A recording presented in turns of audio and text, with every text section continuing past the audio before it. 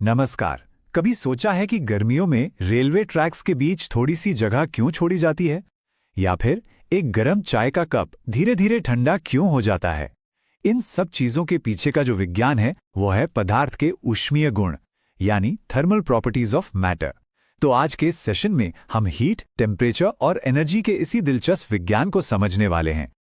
चलिए, शुरुआत एक बहुत ही प्रैक्टिकल, सदियों पुराने सवाल से करते हैं। एक लोहार को लकड़ी के पहिए पर लोहे का रिंग फिट करना है। वो क्या करता है? उस रिंग को पहले गर्म करता है। ऐसा क्यों? इसका जवाब आगे हम पढ़ेंगे। थर्मल एक्सपेंशन के बेसिक प्रिंसिपल में छिपा है और यहीं से हम अपनी डिस्कशन शुरू करेंगे। तो आज हम क्या क्या कवर करने वाले हैं, एक नजर डालते हैं। सबसे पहले हम समझेंगे कि थर्मल एनर्जी आखिर है क्या। फिर हम देखेंगे कि हीट से चीजों की स्टेट कैसे बदलती है, सॉलिड से लिक्विड, लिक्विड से गैस। इसके बाद हम हीट ट्रांसफर के अलग अलग तरीकों पर बात करेंगे। फिर आएगा रेडिएशन और कूलिंग का टॉपिक। और सबसे आखिरी में एग्जाम के लिए सारे जरूरी फॉर्मूलाज और की पॉइंट्स को रिवाइज करेंगे। तो चलिए शुरू करते हैं। तो आ गए हैं हम अपने पहले सेक्शन पर, ऊष्मीय ऊर्जा क्या है। यहां हम हीट, टेम्परेचर और एक्सपेंशन के बिल्कुल फंडामेंटल्स यानी बुनियादी कॉन्सेप्ट्स को समझेंगे। अच्छा, सबसे आम कंफ्यूजन से शुरू करते हैं, टेम्परेचर और हीट। अक्सर लोगों को लगता है कि ये एक ही चीज है, पर फिजिक्स में इनमें काफी फर्क है। देखिए, टेम्परेचर क्या है? ये किसी चीज के गर्म या ठंडा होने का एक मेजर है। बेसिकली उसके मॉलिक्यूल्स की एवरेज काइनेटिक एनर्जी। जबकि हीट वो एनर्जी है जो टेम्परेचर डिफरेंस के कारण एक सिस्टम से दूसरे सिस्टम में ट्रांसफर होती है। इसको एक आसान एनालॉजी से समझते हैं। मान लीजिए टेम्परेचर एक टैंक में पानी की ऊंचाई है, तो हीट क्या है? हीट वो पानी है जो ऊंचे टैंक से नीचे टैंक की तरफ बहता है। सिंपल है ना? और इसी कॉन्सेप्ट से हमें अपने लोहार वाले सवाल का जवाब मिलता है। जब लोहार मेटल रिंग को गर्म करता है तो क्या होता है? हीट की वजह से उसके मॉलिक्यूल्स तेजी से वाइब्रेट करने लगते हैं और एक दूसरे से दूर जाने लगते हैं। इससे वो रिंग एक्सपैंड हो जाती है, यानी उसका साइज थोड़ा बड़ा हो जाता है। अब वो आसानी से लकड़ी के पहिए पर फिट हो जाएगी और जब वो ठंडी होगी तो वापस सिकुड़ेगी और पहिए पर एकदम टाइट ग्रिप बना लेगी। यही है थर्मल एक्सपेंशन का कमाल। तो ये जो एक्सपेंशन है ये तीन तरह का होता है। पहला है लीनियर एक्सपेंशन, यानी रेखीय प्रसार। जब आप किसी रॉड जैसी चीज को गर्म करते हैं और उसकी सिर्फ लंबाई बढ़ती है। दूसरा है एरिया एक्सपेंशन, यानी क्षेत्रीय प्रसार। जैसे एक मेटल की शीट को गर्म करें तो उसका एरिया बढ़ जाता है। और तीसरा है वॉल्यूम एक्सपेंशन, यानी आयतन प्रसार। इसमें क्यूब या किसी लिक्विड का पूरा वॉल्यूम बढ़ता है। फॉर्मूला में आप देख सकते हैं कि यह एक्सपेंशन ओरिजिनल लेंथ या वॉल्यूम और टेम्परेचर में कितना चेंज आया, डेल्टा टी, इन दोनों चीजों पर डिपेंड करता है। अब ज्यादातर चीजें गर्म करने पर फैलती हैं और ठंडा करने पर सिकुड़ती हैं। सिंपल, लेकिन पानी का बिहेवियर बड़ा अजीब है। इसको अनोमलस एक्सपेंशन ऑफ वाटर कहते हैं। पानी की डेंसिटी सबसे ज्यादा होती है 4 डिग्री सेल्सियस पर। जब आप इसे और ठंडा करते हैं 0 डिग्री पर, जब ये बर्फ बनता है तो सिकुड़ने की जगह ये फैल जाता है। इसी वजह से बर्फ पानी पर तैरती है और इसका एक बहुत बड़ा एनवायरमेंटल इम्पैक्ट है। ठंडे देशों में झीलें ऊपर से नीचे की तरफ जमती हैं। बर्फ की ऊपरी लेयर एक इंसुलेटर का काम करती है और नीचे का पानी लिक्विड रहता है, जिससे मछलियां और बाकी एक्वाटिक लाइफ जिंदा रह पाती है। कितना इंटरेस्टिंग है ना? ओके, तो अब आते हैं अपने दूसरे सेक्शन पे, heating and change of states. अभी तक हमने देखा कि हीट से टेम्परेचर कैसे बदलता है, पर अब हम देखेंगे कि हीट किसी चीज का रूप, उसकी स्टेट कैसे बदल सकती है, यानी सॉलिड से लिक्विड और लिक्विड से गैस। एक नया कॉन्सेप्ट है स्पेसिफिक हीट कैपेसिटी, जिसे हम एस से डिनोट करते हैं। ये क्या है?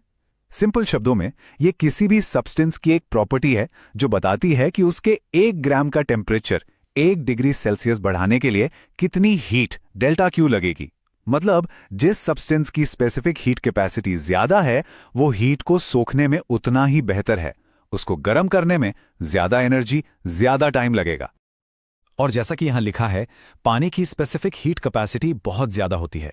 ये एक बहुत जरूरी पॉइंट है। इसका मतलब क्या हुआ? इसका मतलब यह है कि पानी अपने टेम्परेचर में थोड़ा सा चेंज लाने के लिए भी बहुत सारी हीट एब्जॉर्ब कर सकता है। और इसी प्रॉपर्टी की वजह से हम इसे इतना यूज करते हैं। गाड़ियों के रेडिएटर में कूलेंट के तौर पर, गर्म पानी की थैलियों में हीटर के तौर पर, क्योंकि ये इंजन से ढेर सारी गर्मी खींच सकता है बिना खुद बहुत ज्यादा गर्म हुए। चलिए अब एक और मजेदार कॉन्सेप्ट पर आते हैं, लेटेंट हीट यानी गुप्त ऊष्मा। जैसा कि नाम से ही लग रहा है, ये एक छिपी हुई हीट है। ये वो एनर्जी है जो किसी सब्सटेंस की स्टेट को चेंज करने में खर्च होती है, जैसे सॉलिड से लिक्विड। पर इस दौरान टेम्परेचर बिल्कुल नहीं बढ़ता। हैरानी हुई? सोचिए, जब आप बर्फ को गर्म करते हैं तो जब तक पूरी बर्फ पिघलकर पानी नहीं बन जाती, उसका टेम्परेचर 0 डिग्री सेल्सियस पर ही अटका रहता है। तो वो सारी हीट जा कहां रही है? वो एनर्जी टेम्परेचर बढ़ाने के बजाय सॉलिड के मॉलिक्यूल्स के बीच के बॉन्ड्स तोड़ने में इस्तेमाल हो रही है। इस ग्राफ को देखिए, ये पूरा प्रोसेस एकदम क्लियर कर देगा। हम टाइम के साथ हीट दे रहे हैं और टेम्परेचर बढ़ रहा है, लेकिन जैसे ही टेम्परेचर 0 डिग्री सेल्सियस पर पहुंचता है, ग्राफ फ्लैट हो जाता है। ये है मेल्टिंग प्रोसेस। यहां लेटेंट हीट ऑफ फ्यूजन काम कर रही है। फिर जब सारी बर्फ पिघल जाती है तो पानी का टेम्परेचर फिर से बढ़ने लगता है और देखिए 100 डिग्री सेल्सियस पर पहुंचकर ग्राफ फिर से फ्लैट हो गया। ये है बॉइलिंग, जहां लेटेंट हीट ऑफ वेपराइजेशन काम कर रही है। इन दोनों फ्लैट हिस्सों में हीट तो सप्लाई हो रही है, लेकिन टेम्परेचर कांस्टेंट है। यही है लेटेंट हीट का कॉन्सेप्ट। अब एक बहुत ही यूनिक चीज, द ट्रिपल पॉइंट यानी त्रिक बिंदु। ये किसी भी सब्सटेंस के लिए एक समझिए कि एक मैजिकल पॉइंट जैसा है।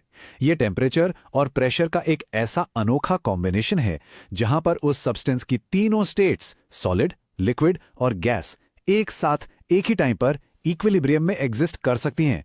सोच कर देखिए, एक ही बर्तन में बर्फ, पानी और भाप सब एक साथ मौजूद हैं। ये जो आप देख रहे हैं, ये है फेज डायग्राम्स।